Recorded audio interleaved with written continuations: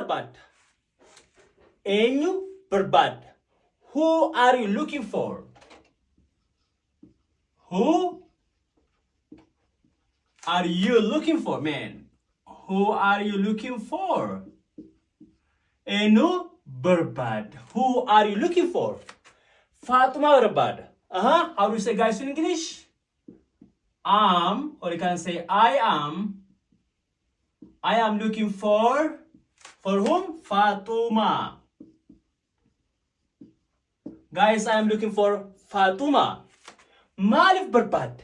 You see? Maalif barbaadda? Why are you looking for? Why are you what? Why are you looking for? Maalif barbaadda?